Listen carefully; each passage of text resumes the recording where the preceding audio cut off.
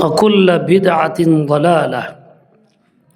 وبالسند المتصل منا إلى الإمام الحافظ الحجة أمير المؤمنين في الحديث أبي عبد الله محمد بن إسماعيل بن إبراهيم ابن المغيرة الجعفي اليماني البخاري رحمه الله تعالى ونفعنا بعلومه آمين يا رب العالمين. أنه قال: بسم الله الرحمن الرحيم. باب قول الله عز وجل: ونضع الموازين القسط ليوم القيامة وأن أعمال بني آدم وقولهم يوزن. وقال مجاهد: القسطاس العدل بالرومية، ويقال القسط مصدر المقسط وهو العادل، وأما القاسط فهو الجائر. وبه قال حدثنا أحمد بن أشكاب قال حدثنا محمد بن فضيل عن عمارة بن القعقاع عن أبي زرعة عن أبي هريرة رضي الله تعالى عنه أنه قال: قال النبي صلى الله عليه وسلم: كلمتان حبيبتان إلى الرحمن خفيفتان على اللسان ثقيلتان في الميزان سبحان الله وبحمده سبحان الله العظيم سبحان الله بحمده سبحان الله العظيم سبحان الله بحمده سبحان الله العظيم الحمد لله الذي بنعمته تتم الصالحات। বুখারী শরীফ নামে পরিচিত এই কিতাবের সর্বশেষ কিতাব কিতাবুত তাওহীদ বা আর-রাদ্দ আলাল জাহমিয়্যার সর্বশেষ অধ্যায় পড়া হইল, সর্বশেষ হাদিসটাও পড়া হইল। যেহেতু বুখারী শরীফের খতমের পরে বুজুর্গানের অভিজ্ঞতার আলোকে দোয়া কবুলের আশা করা যায় এবং কবুল হয়ে থাকে, সেই হিসাবে মাত্রই হাদিস শেষ হইল বিদায় কিতাব শেষ। তাই আমরা আল্লাহ তাআলার কাছে দোয়া করি, আল্লাহ তাআলা আমাদের আগামী জিন্দেগির সকল নেক দোয়া কবুল করেন। এই লম্বা কিতাব আল জামি আল মুসনাদ الصحيح المختصر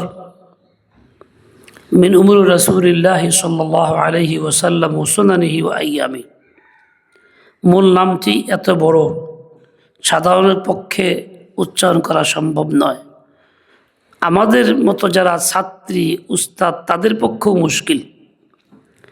তাই এটাকে সংক্ষেপে 28-29 পৃষ্ঠা। ইমাম বুখারী রহমতুল্লাহ আলাইহি, বুখারার জন্ম, বুখারাতে মৃত্যু, উনি বুখারী নামে পরিচিত। তাই ওনার জমাকৃত হাদিসের এই কিতাবটিও বুখারী নামে পরিচিত। আসলে কিতাবটির নাম বুখারী না, কিতাবটির নাম তো লম্বা যা বলা হইল। এই বুখারী শরীফে কিতাব আছে অনেকগুলি, 98টি কিতাব আছে, যেগুলি প্রত্যেকটাই স্বতন্ত্র কিতাব। ছাপা হইলে আলাদা আলাদা কিতাব আকারে সামনে আসতো। এই 98টি কিতাবের সমন্বয় হইল বুখারী, যার মধ্যে অধ্যায় আছে 3500।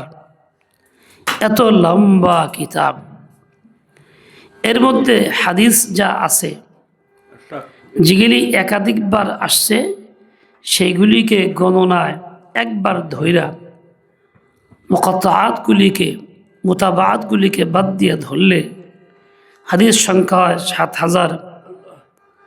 এর উপরে সর্বশেষ সংখ্যা দেওয়া আছে এখানে 7262। যে হাদিসটা আপনাদের সামনে পড়া হইল, ইমাম বুখারী রহমতুল্লাহ আলাইহি কিতাবুল ঈমান দিয়া শুরু করছেন।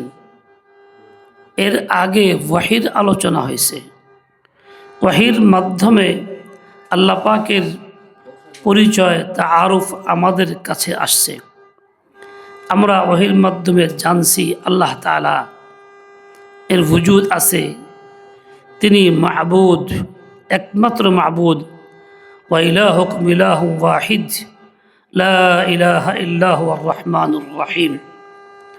ওহি পাঠাইছেন মুহাম্মদুর রাসূলুল্লাহ সাল্লাল্লাহু আলাইহি ওয়াসাল্লামের কাছে, যাকে বলা হয় মুহা ইলাইহি। ওয়াহি নিয়ে আসছেন ফেরেশতা জিবরাইল আলাইহিস সালাতু ওয়াস সালাম। কখনো কদাচিৎ হযরত ইসরাফিলও আসছেন একবার।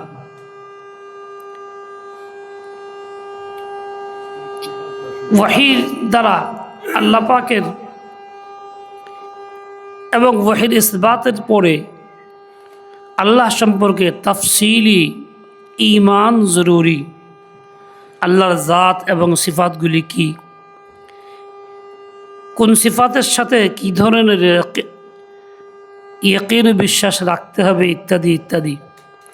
তাই কিতাবুল ঈমানের আলোচনা করছেন। ঈমান হইল সর্বপ্রথম আমল। সমস্ত মুকাল্লাফ ব্যক্তির জন্য সর্বশ্রেষ্ঠ প্রথম আমল হচ্ছে ঈমান। ঈমান যদি ঠিক থাকে তাহলে সব কিছুই ঠিক। ঈমান হইল এক, জিরো তার নিচে। জিরো থাকলে জিরোর পিঠে জিরো লাগাইলে যেমন ফল হয় না, বেকার যায়। শুধুমাত্র একের পিঠে জিরো লাগাইলে ফল হয়, জিরো বাড়তে থাকবে, ফল বাড়তে থাকবে। ওইরকমই ঈমান যখন মানুষ গ্রহণ করে এরপরে আমালগুলি আসতে থাকে, তোর মান বাড়ে। আর ঈমান যখন থাকে না, আমল আসলে তার মান বাড়ে না। এই জন্য এক নম্বরের কাজ হলো ঈমান। তাই তো হাদিসের মধ্যে যখন সোয়াল হয়েছে আইয়ুল আমালি আফজল, জবাবে আল্লাহ রসুল বলছেন ঈমানুন বিল্লাহি ওয়া রাসূলিহি। ঈমান হইল বীজ, আমলগুলি হচ্ছে তার শাখা প্রশাখা, গাছের কাণ্ড শাখা। ঈমান হইল সত্যিকার অর্থে বুনিয়াদ। এই জন্যই তো আমালগুলির সম্পর্ক ঈমানের সাথে। ঈমান থাকে তো আমল গ্রহণযোগ্য হয়, তাহলে গ্রহণযোগ্য হয় না। এই জন্য ঈমানকে রূহ বলা হয়েছে, আমলগুলিকে বদন বা দেহ বলা হয়েছে। আর আমলের দেহ তো এমনিতেই আছে, সেটা ভিন্ন জিনিস। তাই ঈমানের পরে আমালের আলোচনা আসছে। সর্বশেষ আবার কিতাবুত তাওহীদের আলোচনা আসছে। এটাও কিতাবুল ঈমান, অনওয়ান ভিন্ন। তাওহীদ মানে একমাত্র আল্লাহ তাআলাকেই মাবুদ হিসাবে গ্রহণ করা, বিশ্বাস করা, মেনে নেওয়া। তিনি একমাত্র মাবুদ, ইবাদতের উপযুক্ত। হুকুম চলবে তারই সর্বত্র। কিতাবুত তাওহীদ এই জন্য আনা হয়েছে শেষে। ঈমান গ্রহণের উপরে যদি ঈমান এবং ওই অবস্থার দুনিয়ার থেকে, তাহলে তার জীবনটা সম্পূর্ণ ব্যর্থ, জাহান্নামী। আর ঈমান যদি বহাল থাকে, ঈমান নিয়ে চলে যায়, আমলে ত্রুটি বিচ্যুতি থাকলেও তার জীবন কামিয়াব, জান্নাতি হবেই। তো ঈমানের সাথে দুনিয়ার থেকে যাইতে হবে। এর গুরুত্ব বোঝানোর জন্য আবার কিতাবুত তাওহীদের আলোচনা শেষে আনছে। কিতাবুত তাওহীদের মধ্যে ইমাম বুখারী রাহমাতুল্লাহ আলাইহি বিভিন্ন ফিরকায়ে বাতিলার আলোচনা এবং তাদের রদ করছেন। প্রথমত আহলুস সুন্নাত ওয়াল জামাআতের আলোচনা আমাদের, তারপরে আসছে অন্যগুলি আলোচনার মধ্যে মুতাজিলা আছে, খাওয়ারিজ আছে, মুরজি আছে, জাহমিয়া আছে, কারামিয়া আছে। এদের প্রত্যেকের আবার স্বতন্ত্র আকীদা বিশ্বাস আছে, যেগুলি কোরআন সুন্নাহর পরিপন্থী, ঈমানের বিপরীত। যেই আকীদা পোষণ করলে মানুষ ঈমান থেকে বের হয়ে যায়, ওগুলি রদ করছেন যাতে করে আমরা সহি আকীদাগুলি পোষণ করতে পারি, ঈমান বিধ্বংসী আকীদা আমাদের মধ্যে না থাকে। সহি আকীদা থাকলেই যাওয়ার সময় সহি বিশ্বাস নিয়ে ঈমান নিয়ে যাইতে পারবো। এই দাওয়াতটাও তিনি এভাবে দিয়েছেন। ইমাম বুখারীর দস্তুর হলো কিতাব শেষ করেন এমন কিছু একটা আলোচনা দিয়া যার দ্বারা জিন্দিগির শেষের বার্তাও হয়, পরকালের বার্তাও হয়। এটা ইমাম বুখারীর সারা কিতাবের মধ্যে এই ধরনের কিছু না কিছু আছে, এখানেও ঠিক তাই আছে। সর্বশেষ যাইতে হবে ঈমান নিয়া, ঈমানের সাথে নেক আমলের বুঝা নিয়া, নেক আমলের আধিক্য নিয়া। তাই ইমাম বুখারী শেষ আলোচনার মধ্যে এই হাদিসটা আনছেন যেখানে নেক আমলের বৃদ্ধির কথা আছে, পাল্লা ওজনের পাল্লা ভারী হওয়ার কথা আছে, যাতে করে কোনো ব্যক্তি গাফলতের মধ্যে না থাকে। ইমাম বুখারী কিতাবুত তাওহীদের যে শেষ অধ্যায় উল্লেখ করছে 58 নম্বর অধ্যায়, তার মানে 58টা অধ্যায় এর মধ্যে আছে। এই শেষ অধ্যায়ের খুলাসা হইল এই যে একটা ফিরকা মুতাজিলা যদিও বর্তমান সমাজে আমাদের মধ্যে এই নামে পরিচিত না, কারণ ধ্যান ধারণাটা আছে। বর্তমান ফিরকা বাতিলের মধ্যে বেশি আছে কাদিয়ানিয়া, এদের আলোচনাটা বেশি হওয়া দরকার, উলামায়ে কেরাম চেষ্টাও করে। এটাই আমাদের দেশে খুব বেশি ক্ষতি করতেছে। এছাড়া বর্তমানে বাউল সম্প্রদায়ের সাইজি নামে আরও কিছু নামে পাক পাঞ্জাতন এরকমভাবে আরও বেশি কিছু আকীদা কর্মকাণ্ড বিভিন্ন ফিরকার আছে, মুসলিম নামে পরিচিত, অথচ আকীদা বিশ্বাস ধ্যান ধারণা ঈমান থেকে বাইরে। এই আলোচনাগুলি খুব বেশি আসা দরকার। তখন বুখারীর যুগে এরকম ছিল না বিধায় উনি আর এই আলোচনা করেন না। আমরা যেন করি, উম্মতের হেফাজতের ব্যবস্থা করি, আল্লাহ পাক তৌফিক দেন। তো মুতাজিলাদের কথা, তাদের কথা কি? কথাটা মূলত কোরআন এবং হাদিস এর বিপরীত, কোরআন সুন্নাহ বিরোধী। তাদের কথা হলো এইটা, আমরা যাই কিছু করি না করি, যাই কথা বলি না বলি, এইগুলি বাস্তবে মিজানের পাল্লায় মাপ যন্ত্রের আওতায় আনা হবে না, মাপাও হবে না, বেশ কম দেখাও হবে না, নেকি বেশি না গুনাহ বেশি তাও দেখা হবে না। শুধুমাত্র ইনসাফ প্রতিষ্ঠা হবে, এই কথাটাকে বোঝানোর জন্য মিজান বা মাপযন্ত্রের আলোচনা আছে। তাহলে সরাসরি মিজান বা মাপযন্ত্রের এই অস্তিত্বকে তারা অস্বীকার করে, অথচ কোরআনে সরাসরি এই মিজান বা মাপযন্ত্রের কথা সরাসরি আছে। ঠিক তেমনি হাদিসেও সরাসরি আছে এবং ইজমায়ে উম্মত এর উপরে। সুতরাং এর বিপরীতে যদি ওরা এই কথা বলে যে এইসব পাল্লা কিছু নাই, মাপযন্ত্র কিছু নাই, আমল বাস্তবে মাপা হবে না, আওতায় আনা হবে না, এটা হবে সরাসরি কোরআনের আয়াতকে অস্বীকার, হাদিসকে অস্বীকার, ইজমায়ে উম্মতকে অস্বীকার। এর দ্বারা ঈমান থেকে বের হয়ে যাবে। এরকম বিশ্বাস যাদের আছে তারা একজনও মুমিন না, ঈমান থেকে তারা বাইরে। আমরা যাতে এই ধরনের প্রতারণার ফাঁদে পা না দিই, এই ধরনের কথায় আক্রান্ত না হয়ে যাই, বরং কোরআনে যা আছে ওইটাই হুবহু মানি, হাদিস যা আছে তাই মানি। কোরআন ও হাদিসের মোকাবেলা কোনো যুক্তি, তর্ক, কোনো দলিল চলে না, এটাই চূড়ান্ত। এই জন্য আমরা এইটার উপরেই আমল করে যাব। ওদের কথা কি, ওদের কথার যুক্তিটা কি? সম্পূর্ণ ওদের নিছক ব্রেনের তৈরি, ওদের চিন্তাধারা, যার বাস্তবতা বলতে কিছু নাই। ওরা বলে আমল একটা জিনিস যা আসলে বাস্তবে অস্তিত্ব খুঁজে পাওয়া যায় না, দেহ নাই, মিলে জায়গা, কথাগুলি এমন জিনিস যা হাওয়ার মধ্যে মিলে যায়, ধরা ছোঁয়া যায় না, ইত্যাদি। তো এইগুলিকে মাপবো কেন? মাপতে গেলে তো আর কিছু বাস্তবে কিছু লাগবো, অস্তিত্ব চাই। এই চিন্তা চেতনা ওদের। বাস্তবে এই চিন্তা চেতনার বিপরীতে এতটাই স্পষ্ট হয়ে আসছে বর্তমান আধুনিক যুগে, বিজ্ঞানের যুগে, যে এই সমস্ত কথাগুলো ধরা হইতেছে এগুলি নিয়ন্ত্রণ করা হইতেছে। এই জন্যই আজকাল তো ঘরে ঘরেই পাওয়া যায়, হাতে হাতেই পাওয়া যায়, মোবাইলে অনেক কথা, অনেক ওয়াজ, যে যা বলে সবই সংরক্ষিত আছে। তো মানুষের ব্রেনে আল্লাহ শক্তি দিয়েছেন, যা দিয়ে মেশিন তৈরি করছে, কথা ধরে ফেলতেছে, তো আল্লাহ তাআলা কি পারবেন না সরাসরি? এটা একটা বেহুদা চিন্তা ওদের, এটা কোনো যুক্তির কোনো কথাই না।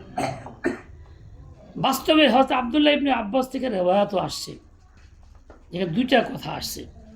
একটা হলো ইউকাল্লিবুল আরাজা আজসামান, দেহগুলিকে আল্লাহ তাআলা এই সমস্ত জিনিস যেগুলির দেহ নাই, এই দেহ দিয়ে দিবেন।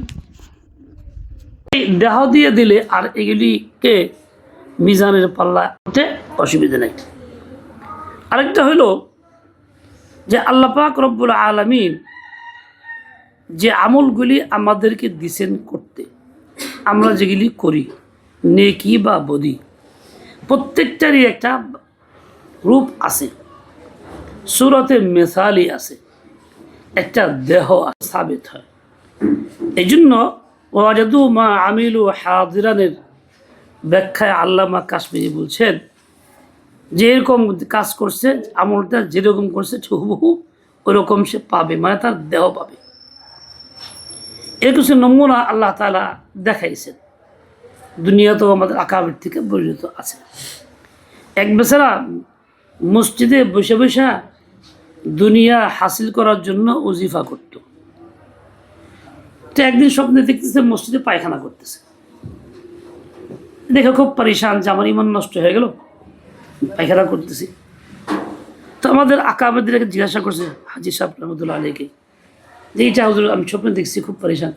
বলে নিশ্চয়ই তুমি মসজিদে বসে দুনিয়ার জন্য কোনো ওজিফা পড়তেছ? বলে জি হুজুর। বলে তাই দেখছো কেন? দুনিয়ার মেসালি রূপ হলো পায়খানা।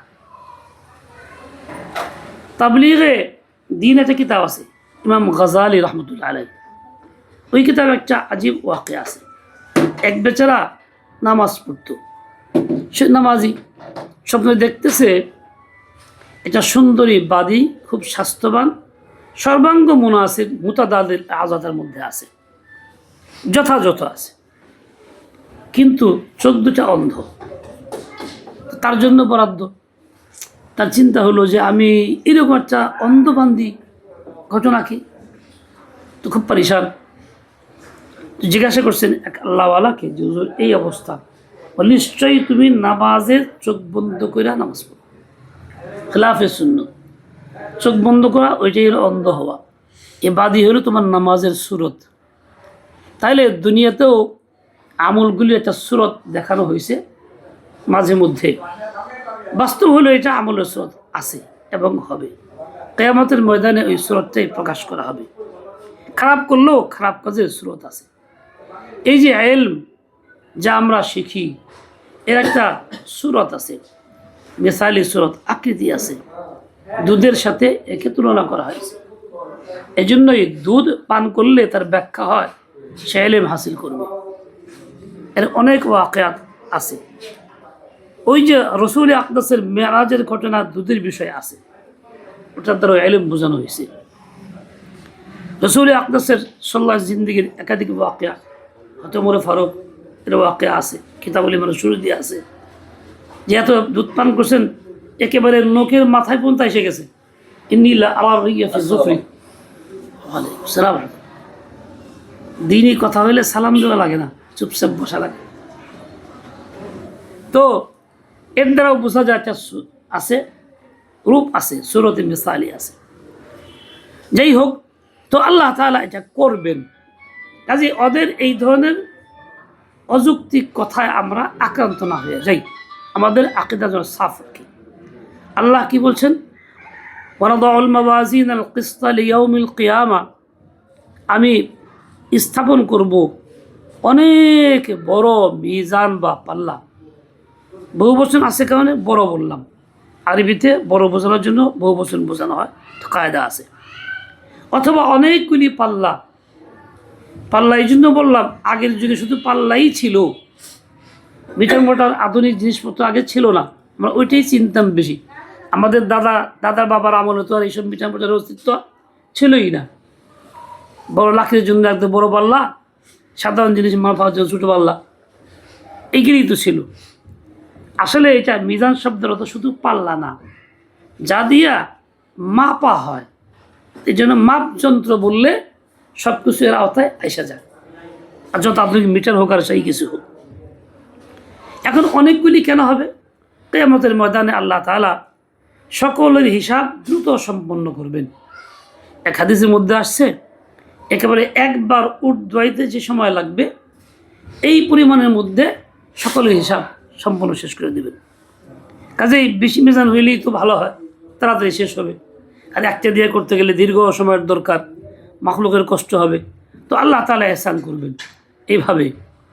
এরকমভাবে বহুবচনের আরেকটা ব্যাখ্যা আছে, সেটা হলো এই মানুষ যে আমলগুলি করে বিভিন্ন প্রকৃতির, কাজেই বিভিন্ন প্রকৃতির আমলের জন্য বিভিন্ন প্রকৃতির মাপযন্ত্র দরকার, তাই অনেক দরকার। সেই হিসেবে বহুবচন ঠিক আছে। আল কিস্ত এর অর্থ ইনসাফ, ইনসাফ প্রতিষ্ঠা করার জন্য আল্লাহ পাক এটা করবেন, যাতে করে কোনো মাখলুকের মধ্যে সংকোচ না থাকে, জানি আমি ইনসাফ পাই নাই, আনুমানিকভাবে আল্লাহ করে তো জাহান্নামী যা, আমল কিবির মধ্যে দেখলাম না, নেক আমল বেশি রকম, এই ধরনের কোনো সংশয় কারোর মধ্যে না থাকে, বরং মাখলুকের হুজ্জত কায়েম হয়ে যায়। এই জন্য আল কিস্ত ইনসাফ প্রতিষ্ঠা করবেন এভাবে।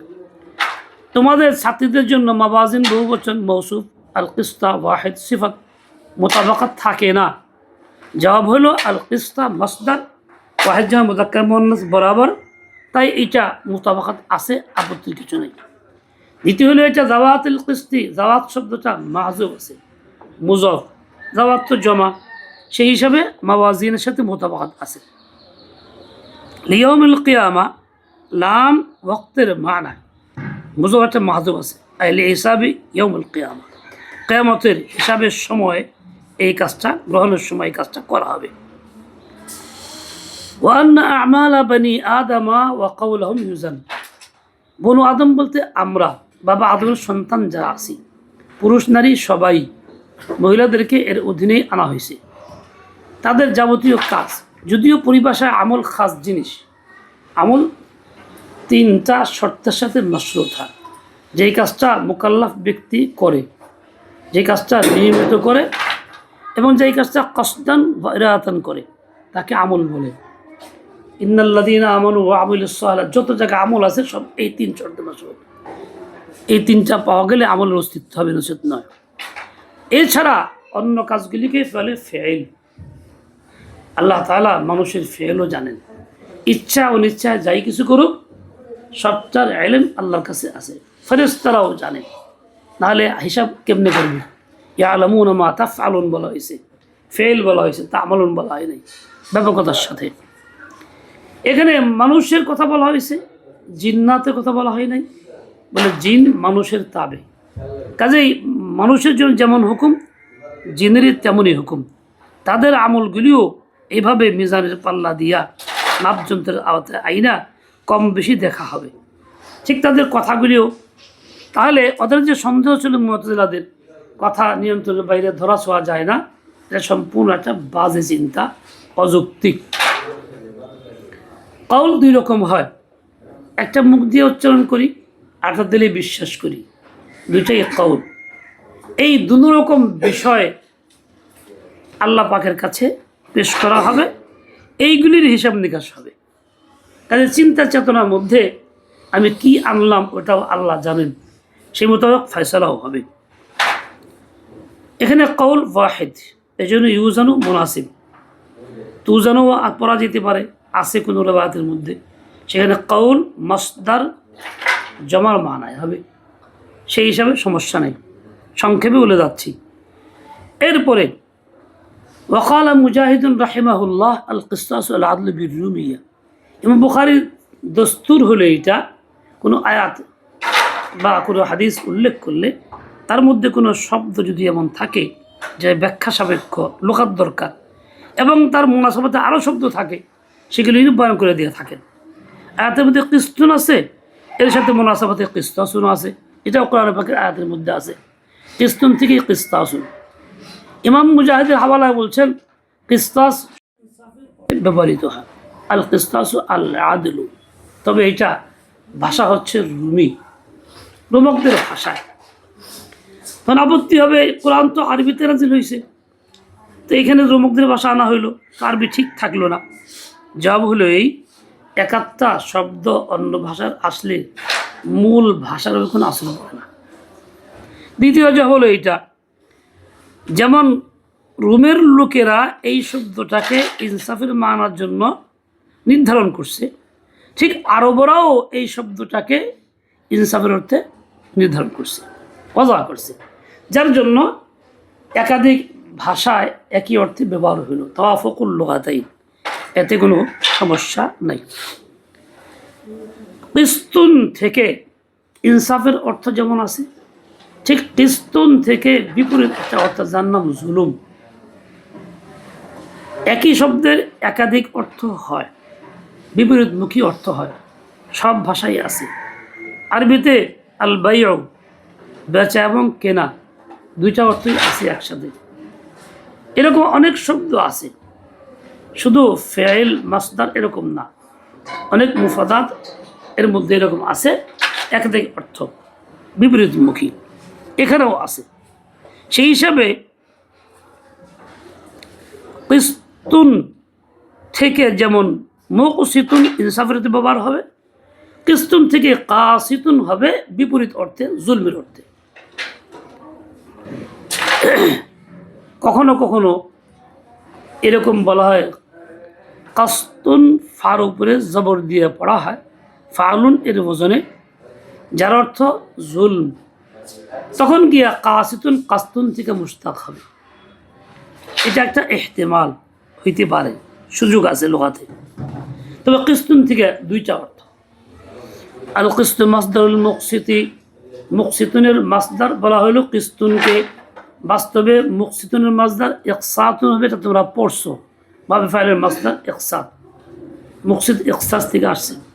হ্যাঁ, ইকসাতের মূল মাসদার হচ্ছে কিস্তুন, সুলাসি মুজাররাদ।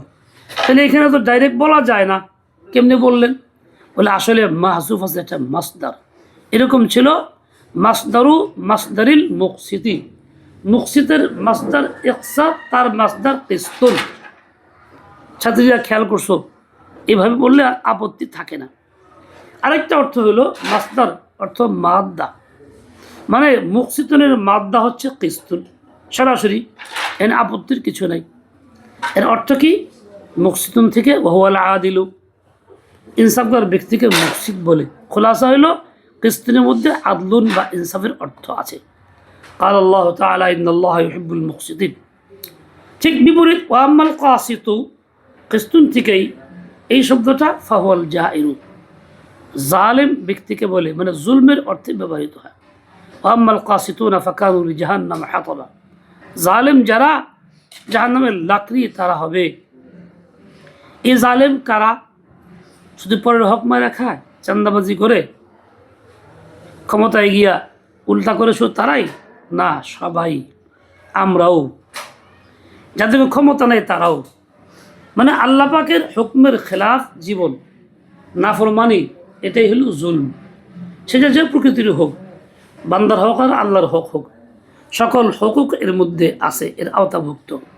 এই হকের রেয়াত যে করে না সেই জালেম, ছোট হোক আর বড় হোক।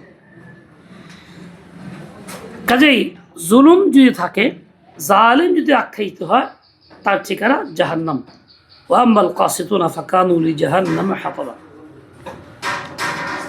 হাদিসের মধ্যে আসছে, এক সাহাবী বলছে, ইয়া রাসূলুল্লাহ, আমার দুটো গুনাহ আছে, আমার উল্টাপাল্টা করে, খেয়ানত করে, মিথ্যা কথা বলে, আমি তাদের শাস্তি দিই, গালিও দিই। যে বললেন তো বড় বড় জাহান্নামের ধ্বংসের কথা, জাহান্নামের কথা বলে, আবার কি হাসর হবে?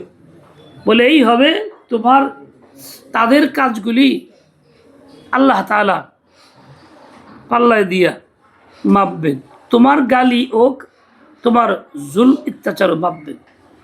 তাদের যদি যদি তো তারা জাহান্নামী হবে, আর তোমার তো বেশি হইলে তুমি জাহান্নামী হইবা। আল্লাহ পাক ইনসাফ এরকম করবেন। তখন উনি বলছে, ইয়া রাসূলুল্লাহ, আমার উপায় কি? তাহলে তো গোলাম আজাদ করা ছাড়া পথ নেই। উনি আজাদ করে দিয়েছেন, জাহান্নাম থেকে মুক্ত হয়ে গেছে। তাহলে জুলুম ছাড়ার দ্বারা মুক্তি মিলে, জুলুম রাইখা মুক্তি মিলে না। যাই হোক, লম্বা কথা বলার সুযোগ আর নাই। এরপরে হাদিস অবি ক্বাল হাদানা আহমদ ইবনে আশকাব দুই রকমই বলা যায়।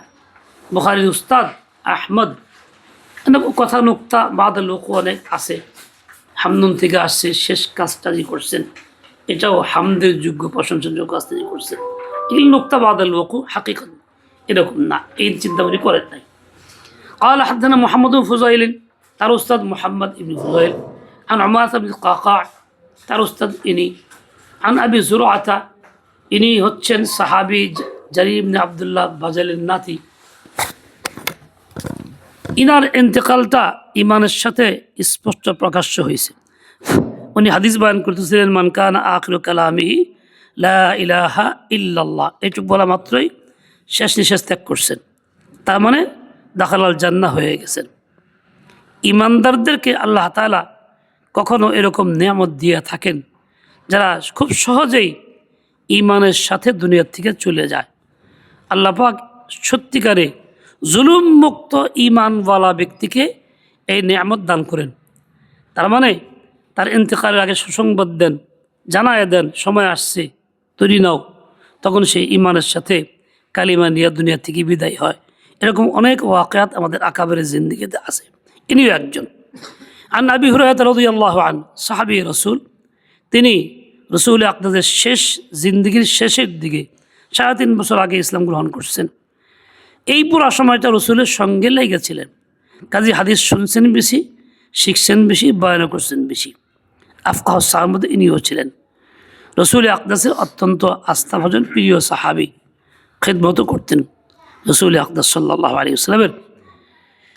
রসুল আকদাস তার মার জন্য দোয়া করছেন হেদায়েতের, ইমান দিয়ে দিয়েছেন। তো তিনি অনেক হাদিস 5375 হাদিস আছে, তার মধ্যে এই একটা সংখ্যক আল্লাহ নবী সাল্লাল্লাহু আলাইহি ওয়াসাল্লাম, নবী আকরাম সাল্লাল্লাহু আলাইহি ওয়াসাল্লাম বলছেন, কালিমাতানি হাবিবাতানি ইলা রহমান, দুইটি কালিমা রহমানের কাছে বড় প্রিয়। একে তো কালিমা মুফরাদাতকে বলে যদিও, কিন্তু মানা লহিতা আম, বড় কথাকেও কালিমা বলে, এখানে মানা তো হবে।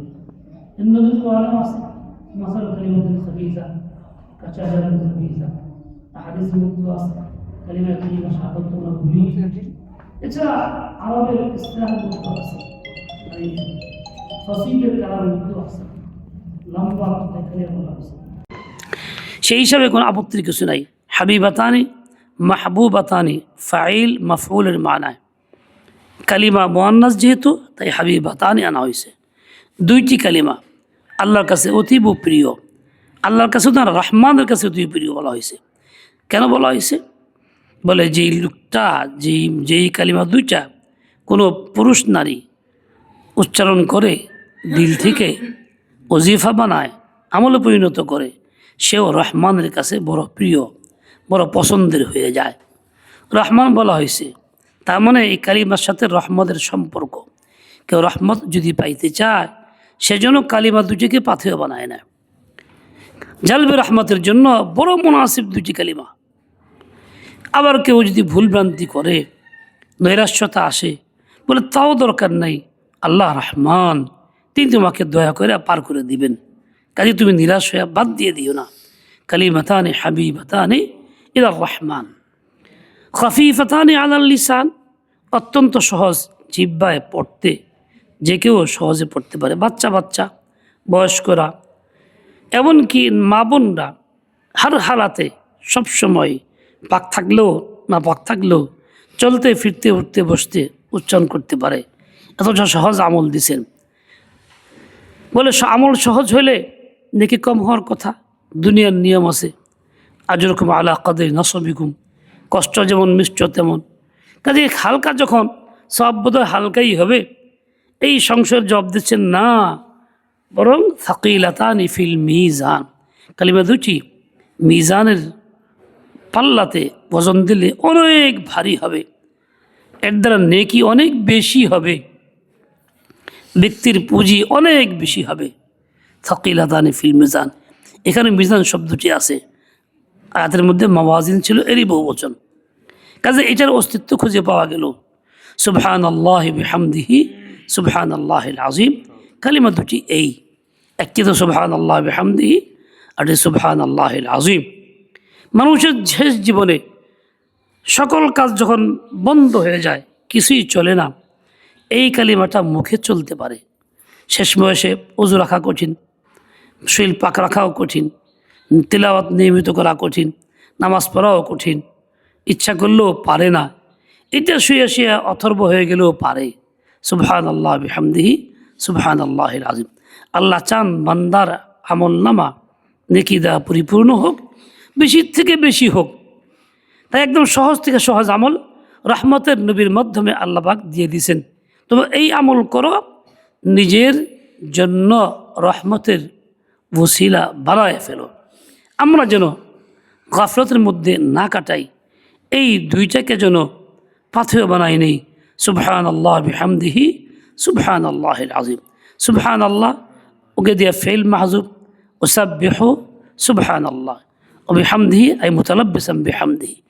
এই ওয়াওটা ওয়াওয়ে আতিফা, তার মানে মাতুফ আলাইহি কি সুবহানাল্লাহ না, মাতুফ আলাইহি মাহজুব। এই দুই বাক্যের মধ্যে আরও অনেক কিছু আছে। এটা পত্রিকা পাকিস্তানের আমলে ছোট্ট সময় আমরা দেখতাম যে পত্রিকার মধ্যে উর্দু ভাষা ছাপা হতো তখন পত্রিকাটা, সেখানে একটা ওয়াগাইরা ওয়াগাইরা একটা কলম ছিল, ওয়াগাইরা ওয়াগাইরা মানে অনেক বিভিন্ন বিষয়ে চুটকি থাকতো, ওয়াগাইরা ওয়াগাইরা। এটা এরকম ওয়াগাইরা ওয়াগাইরার মতোই আর কি। আল্লাহ তোমার পবিত্র বর্ণ করি, আরও কিছু যত সিফাত আছে সেগুলিও করি, সর্বশেষ তোমার প্রশংসাও করি। বিষয়টা এরকম। এই জন্য মাঝখানে অনেক মাতুফ আলাইহি আরও আছে। তো সুবহানাল্লাহ দ্বারা কী হয়? সুবহানাল্লাহ দ্বারা ময়লা দূর করা হয়, দিলের জং অপবিত্রতা নাপাকি দূর করা হয়। বিহামদিহি দ্বারা দিলটাকে পরিপূর্ণ করা হয়, জং দূর করে রং দেওয়া হয়। এই জন্য সুবহানাল্লাহ আগে দরকার, বিহামদিহি পরে দরকার। সুবহানাল্লাহি ওয়াল হামদুলিল্লাহ যেমন পড়ি, ওয়ালা ইলাহা ইল্লাল্লাহু আল্লাহু আকবার।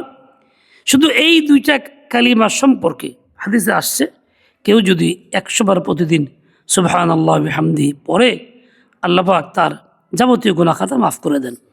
ভিন্ন রেওয়ায়াত আসছে। এখানে দুইটা কালিমা আর একটা সুবহানাল্লাহ আযীম আছে, তাহলে তো আরও অনেক কিছুই হবে। আর কি হবে বলে বইলা সব শেষ করা সম্ভব না, প্রকাশ করাও যাবে না। আল্লাহ জানেন কি হবে, কিন্তু হবে কিছু একটা। কেন হবে না? আল্লাহ আজিম, মহান, সবচেয়ে বড়। আজিম নাম যখন দিছেন, বোঝা গেল পুরস্কারটাও ওই রকম অনেক বড় হবে। তাই আশ্বাস দিয়েই দিলেন, আমি আজিম, তোমাকে যা দিব এরকম আজিমই দিব, তুমি নিরাশ হয়ে যাও না। কাজে প্রত্যেক বান্দাবান্দির কাজ হলো এই দুইটাকে পাথেয় বানায় নেওয়া। সুবহানাল্লাহ বললে কি হবে? আল্লাহর লাভ না বান্দার লাভ? বলে যে বলে তার লাভ, বান্দাবান্দির লাভ, আল্লাহর কোনো লাভ নাই। সুবহানাল্লাহ দ্বারা কী বোঝানো হয়? যে আল্লাহ পাক বেআইব, নির্দোষ, নিচতা আল্লাহর মধ্যে নাই, ত্রুটি আল্লাহর মধ্যে নাই।